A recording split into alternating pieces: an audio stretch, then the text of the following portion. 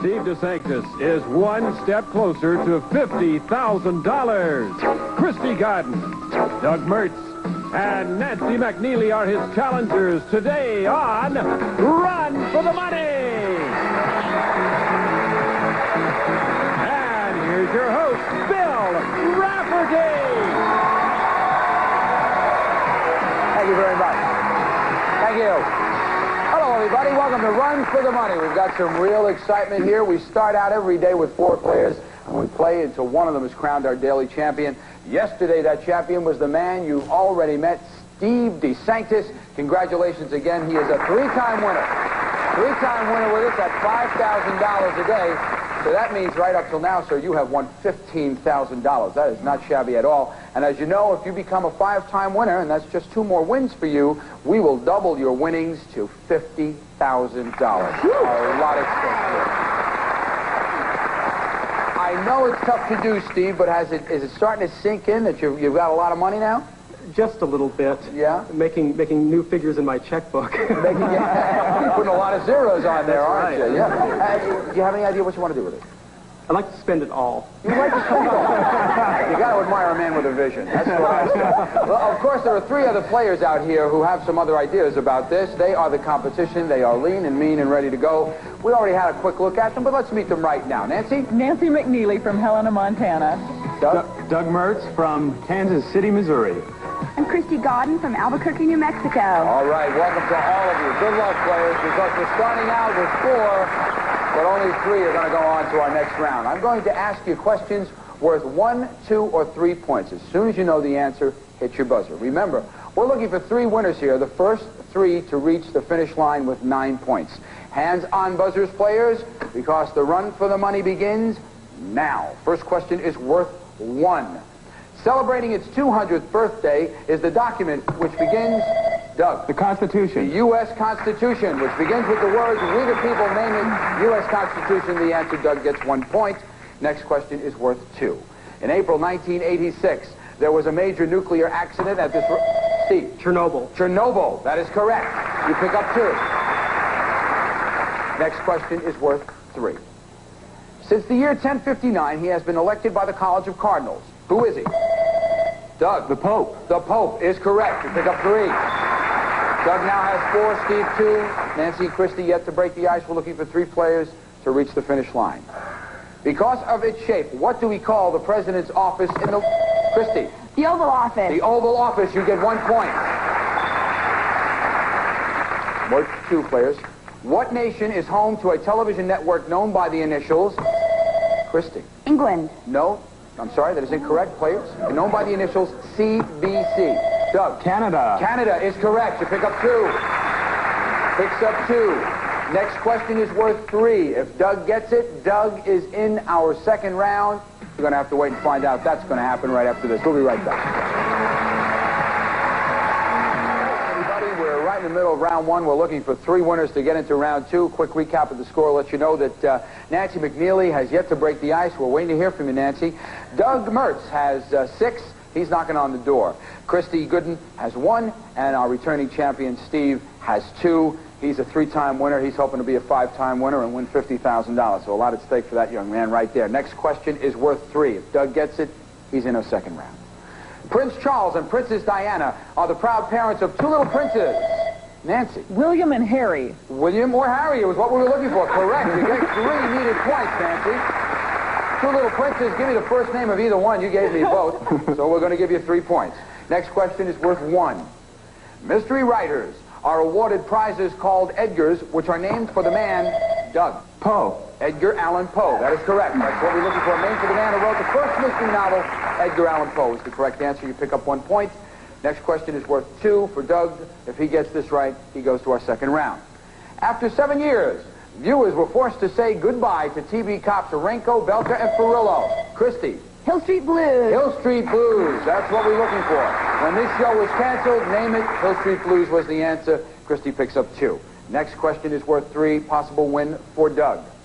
What name was given to the commission appointed to investigate the Iran arms scandal? Too much time, players. Tower Commission. Tower Commission was the answer there. Next question is worth 1. A recent scandal has forced this couple to abandon their PTL empire. Doug. The Bakers. Jim Jim and and Tammy Tammy. Baker. Yes, we will accept it. Jim and Tammy Baker. You now have 8. Built in the 14th century, this Italian landmark is expected... Steve. Leaning Tower of Pisa. Tower of Pisa is correct. It's expected to fall over in the 21st century. Name the leaning landmark, the Tower of Pisa. Pizza. Steve picks up 2. Next question is worth 3. Again, Doug knocking on the door here. Name the famous architect who designed New York's Guggenheim Museum. Doug, Frank Lloyd Wright. Frank Lloyd Wright is right. Nicely done. Nicely done. All right, Doug, the good news is you are off and running, sir. You are in our second round. Go on over and get in place. We're going to look for 2 more players to join you right now. And players, let me tell you, no more 1-point questions. All the questions are going to be either 2 or 3-point questions. Close game going on right now, 3, 3, and 4. As you can see, next question is worth 2. Name the politician whose presidential ambitions were destroyed by his... Steve. Gary Hart. Gary Hart is correct for 2. Were destroyed by his friendship with a woman named Donna Rice. Gary Hart was the answer. And now Steve has 6. Next question worth 3. If he gets it, our returning champ goes on to the second round. In Shakespeare's Romeo and Juliet, what was Juliet's family name? Christy? Capulet. Capulet is correct. Christy picks up 3, a tie between Steve and Christy right now. Next question is worth 2. This black civil rights leader recently announced his second run for the presidency. Christy. Jesse Jackson. Jesse Jackson is correct. She takes the lead with 8. Here it is. 3 points. Christy gets it. She goes to the second round. If Steve gets it, he goes to the second round. In 1941, Mohammad Reza Pahlavi became the Shah of what? Christy? Iran. Iran is right. What Middle Eastern country? Iran was the answer we were looking for. Christy did the job she had to do. She is now in our second round. Christy, head on over there with Doug and get ready. We're going to find... Go ahead, you can go over there now. Get over there now, and we're going to find another winner to join you. Next question is worth 2. At a recent auction, a musician paid over $700,000 for a violin made by this legendary... Steve. Stradivarius. Stradivarius is right. You get 2. Steve now has 8. Steve is knocking on the door with 8. The next question is worth 3. If he gets it, he goes. Only one nation in the world has more Communist Party members than Russia. Name it. Steve. China. China is right. The championship.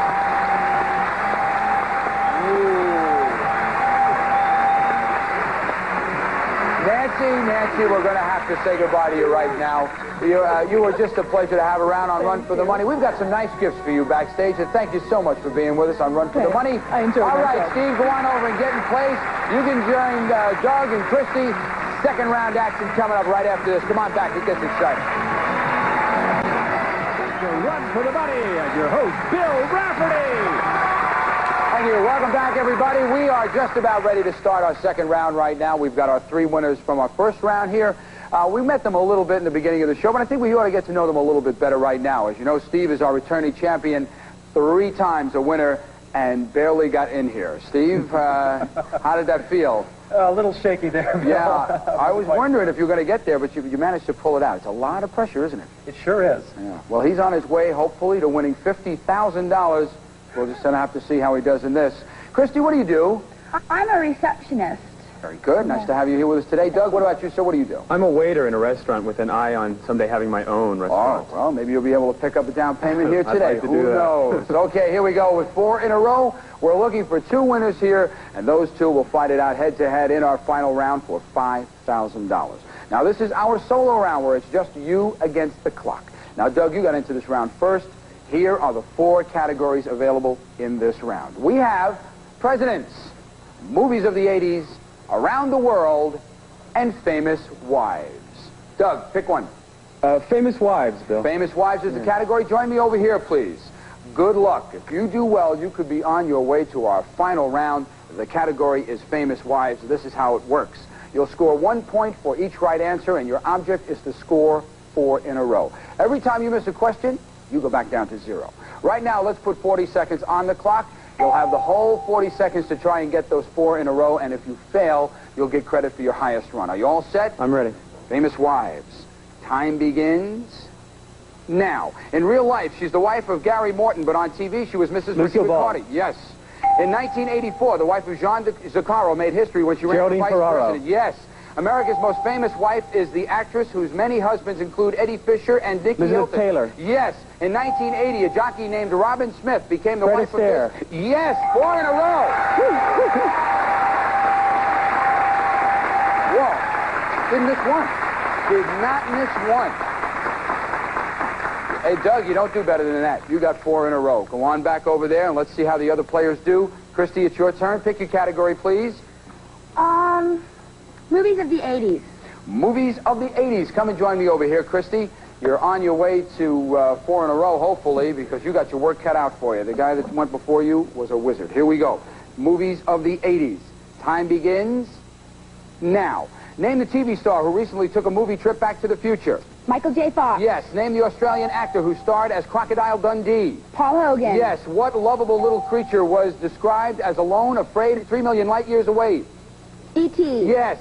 For what 1981 film did Jack Nicholson earn an Oscar nomination for his role as Eugene O'Neill? I don't know. All right. In Raiders of the Lost Ark, who was the daring archaeologist played by Harrison Ford? Indiana Jones. Yes. Name the sexy actor who starred in Lethal Weapon and Road Warrior. Mel Gibson. Yes. She starred with her real-life boyfriend in the hit movie Children of a Lesser God. Name her. Marilee. I'm sorry. Name the 1985... I'm sorry, you didn't get 4 in a row.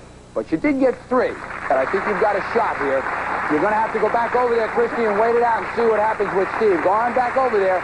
She starred with her real-life boyfriend in the hit movie Children. You knew this one. This was Marley Matlin. That was what we were looking for. And 1981 film did Jack Nicholson earn an Oscar nomination for his role as Eugene O'Neill? Reds. That's what we were looking for there. All right, Steve, it's your choice. Which category, sir? I'll take presidents, please. Presidents. Come on over here, champion. He's trying to repeat. He's got to get to this end round. He's got to get to our final round in hopes of trying to win $50,000. This is an important shot. And, Steve, to guarantee a chance at our final round, you have to get 4 in a row. Here we go. Presidents is the category. Time begins now. Name the only U.S. president who has a star on the Hollywood Walk of Fame. I don't know. Too much time. Only 2 of our presidents were born in Texas. Name either one. Johnson. Yes. What recent president had a forgetful secretary named Rosemary Woods? Nixon. Yes. Name the U.S. president whose campaign slogan was Tippecanoe and Tyler too. Harrison. Yes. In 1902, a toy maker created a cuddly stuffed Teddy bear. Roosevelt. Yes, that is it. Whoa! Wow. What a job. What a job. You know, you missed, and I know you know the one you missed. You only missed one. You got 4 in a row. You only missed one. Name the only U.S. president who has a star on the Hollywood Walk of Fame. Who was it? Ronald Reagan. Had to be. Had to be. Listen, champ, you did it. You are in our final round. You're going to be battling it out with Doug for $5,000. Go on back over there and get in place. I got to say goodbye to Christy here. Christy, it was a pleasure having you with us today on Run for the Money. I'm going to give you $100, and we got some nice gifts for you back. Thank you. I had a really good You time. did. Thank you very much. Bye-bye, Christy, Steve, and Doug. The final round, battling it out for $5,000. Stick around. It gets more exciting. We'll be right back. Come on over, fellas. Come on. Nicely done, Doug. Nicely done. Steve, very nicely done. Good job. Come on up here. Now, back to Bill Rafferty. Welcome back. Here we are. We are down to it. This is our final round where the 2 of you are going to play head-to-head for a prize of $5,000. So a lot of money available in this one. You need 9 points or more to win the game, and here's how it works. I'm going to ask you a question that gradually gets easier, and at some point you'll know the answer. But you may buzz in only when it's your turn. Now, Doug, you got into this round first, so the first decision is yours. If you decide to start, you'll be able to buzz in when the clock is in the 4 zone. If it gets down to 3, then it's Steve's turn. Then, of course, it comes back to you. That 4, 3, 2, 1 is really a clock. It starts counting down when I start reading the question. Now, each time the clock moves into a new zone, control passes to the other player. And remember, you may answer only when you have control. And if you're right, you're going to get the number of points that are showing. Now, to help you make your decisions, Doug, I'm going to tell you that the subject of the first question is a TV star. For the audience at home? Interesting. Interesting. All right. It is time to decide. You can start out in control with the clock in the big 4 zone, or you can force your opponent. Your decision. How do you want to play it? I'd like to start. Going to take it. Man handles his own destiny, so he's going to try and get it in the 4 zone. Good luck. The clock stops when you press your buzzer. Remember, it takes 9 points or more to win the match. Here we go. A TV star. Time begins now. She was born in Mississippi in 1954. By the time she was 12, she was being paid for public speaking. After college, she went to Baltimore to co-host a TV talk show. Steve. Oprah Winfrey. Oprah Winfrey is right for 3 points. Whoa. Nicely done, Steve. You grabbed it right at the top. 3 points for Steve. He is in the lead. That means that Doug is playing catch-up. The next decision is his. Let me tell you the subject of the next question is a motion picture legend.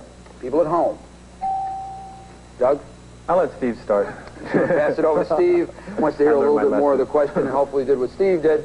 Pick it up in the 3 zone. Let's see how the strategy pays off. A motion picture legend. Time begins now. He was born in London in 1899 and grew up to become Steve. Laurence Olivier. No, that is incorrect. It is not Laurence Olivier. Control passes to Doug. More important than that, the rest of Steve's time plus the additional time go over to Doug. Doug could pick up 4 points right here. Time begins now. And grew up to become one of the most influential figures in the movies. As a young man, he landed a job as an art director in a movie studio and soon after graduated to directing. Early in his career, he won an Oscar for the film Rebecca. But he's best remembered... Steve. Alfred Hitchcock. Alfred Hitchcock is correct. The champ picks up 2 points. Ooh. Steve is in the lead. He's the returning champ, a 3-time winner, wants to win a 4th time, wants to win a 5th time for $50,000. A lot at stake for this young man. Doug, again, you're playing catch-up. Let me tell you that the subject of the next question is a fictional character. Ladies and gentlemen at home, Doug, what are we going to do? I'm going to start. He's going to start. You all right? A fictional character. Good luck. Time begins now. He was created in 1979 by an artist who first drew him on a placemat in an Italian restaurant. Since then, he's been featured in nearly 20 books, starred in 3 animated TV specials. That is Steve. Garfield. Garfield is correct for 3. Ooh. Garfield was the answer. The champ picks up 3 more points. He now has 8. First player, 9 or more, is the champ. Steve is right there. Doug, you have a very important decision to make. You have yet to break the ice. Subject of the next question is a TV personality. Ladies and gentlemen at home.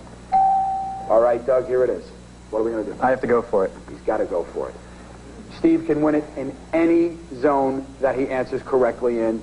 Doug has to answer this correctly. A TV personality. Time begins now. She was born in Germany in 1929. At 21, she went to Paris to study psychology. Later, she came to the U.S. and in 1961... Dr. Ruth Westheimer. Yes, Dr. Ruth Westheimer for 4.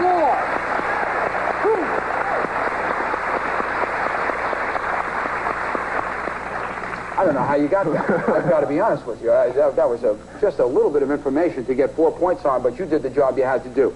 We've got Steve in the lead with 8. Doug has 4. The decision is still his. He's playing catch-up. Subject to the next question is an artist. Ladies and gentlemen at home. Doug. I have to go for it again. He's going for it again. If he gets it in the 4 zone, we have a tie. We got a battle going on here. An artist. Time begins now. He was born in Europe in the 19th century. As a young man, he failed at several careers before becoming a painter. His early paintings were dark, somber scenes. Doug. Rembrandt. No, that is incorrect. Time and control passes over to Steve. If he answers this question correctly, he is a 4-time champion. Time begins now. But after a trip to Paris to study art, his paintings became brighter. He produced hundreds of paintings. Steve. Picasso. No, that is incorrect. Control passes again over to Doug. He gets the rest of Steve's time. Time begins now. He produced hundreds of paintings, including A Starry Night and Sunflowers. But his... Doug. Vincent van Gogh. Vincent van Gogh is right for 2.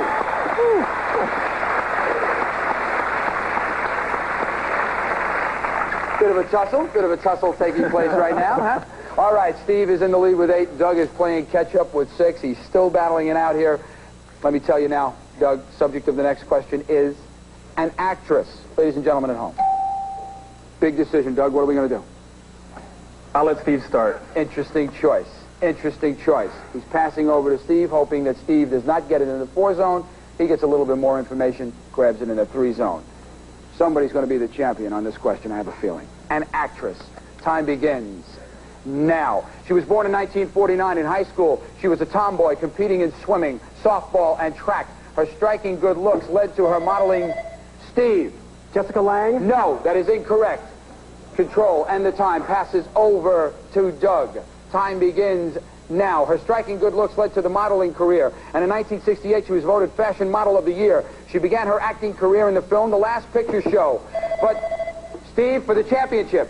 Sybil Shepherd. Sybil Shepherd is right! Whoa! Whoa!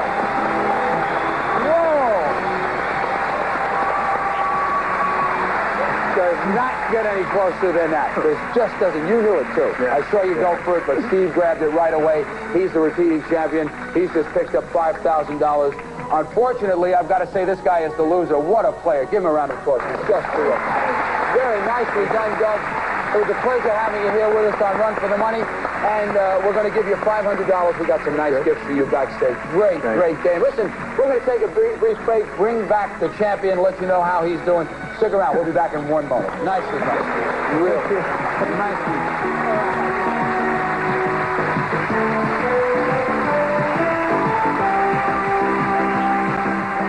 Standing here with the champ. He's a 4-day winner. It was not very easy for you to repeat today, was it? It was a struggle. He won $5,000. That brings his total up to $20,000. Tomorrow, if he wins for his 5th day, not $25,000, $50,000. And you're going to have to wait till tomorrow to see it. I hope he gets some sleep. We'll see you tomorrow on Run for the Money. Bye-bye. Nicely done again. Good.